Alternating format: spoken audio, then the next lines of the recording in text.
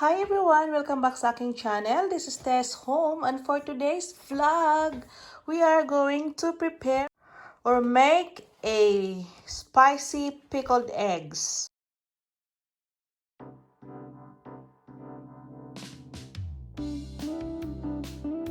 Yung ating vinegar, salt, and water, guys. 4 cups of vinegar and half cup of sea salt and 1 cup of purified water or drinking water. Okay, so we have our 1 red chili pepper, our chili flakes. This is 1 teaspoon of chili flakes. We have 3 cloves. Ni-slice na natin, guys. We have 1 teaspoon of turmeric, half tablespoon of peppercorn, half tablespoon of pickling spice. Okay? So guys, ito na yung ating boiled eggs. Tapos, kunin na natin ang ating brine.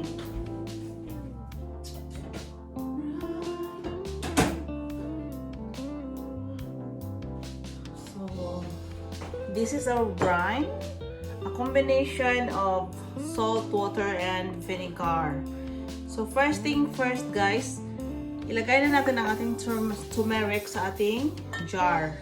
Ang ating jar, guys, yung ating lid niya ay plastic. Kasi ilagay natin siya sa fridge. I'm just turmeric.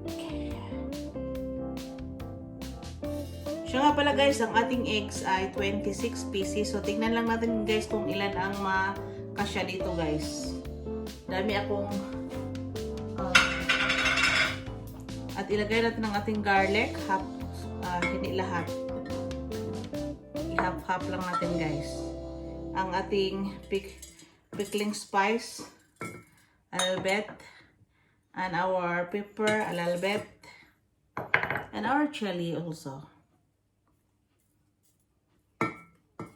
Not all yet. So, a little bit of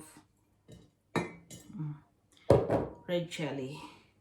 Tapos, guys, maglagay na tayo sa ating brine para walang air pocket sa ating jar. Ang sarap, guys. Oh, smell good. Masarap talaga ang turmeric, guys. Yun, guys. Tapos, maglagay tayo sa ating eggs. Siguraduhin malinis ang ating mga kamay bago natin simulan ang ating mga paglagay sa ating jar. 2, 3, 4, 5, 6, 7. Alam niyo ba, guys, hindi perfect yung ibang eggs ko, guys, kasi magadami akong nilulutong eggs kasi hindi perfect. Hindi perfect yung ano ba yun, guys, yung yan. Hot John at John.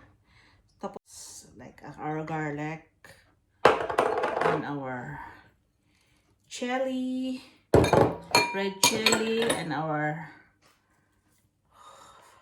crushed chili, our pickling spice, lahat na, guys. Ang ating peppercorn. Tapos, maglagay tayo ng konting brine.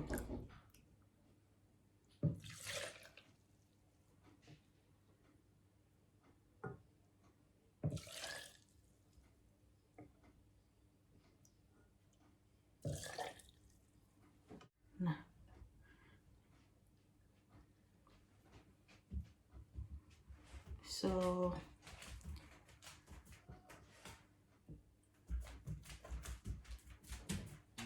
tingnan lang natin, guys, yung ilan yung makasya. So, yung iba, i-ano na lang natin. natin. So dapat ang ating brine guys ay lampas sa ating eggs guys ha, para ganito. Okay naman siyang damihan para tingnan nyo guys.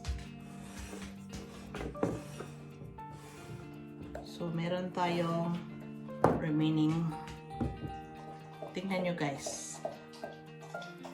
Tapos so ilagay natin sa ating fridge guys for 15 days bago natin simulang kainin. Okay? This is a spicy pickled eggs. If you haven't subscribed yet to sHome, please do subscribe guys. Hit the notification bell. So, thank you for watching everyone, and if you haven't subscribed yet to sHome, please do subscribe. So this is our spicy pickled eggs. So thank you for watching and enjoy! Happy weekend everyone! Tingnan nyo guys, oh, colorful.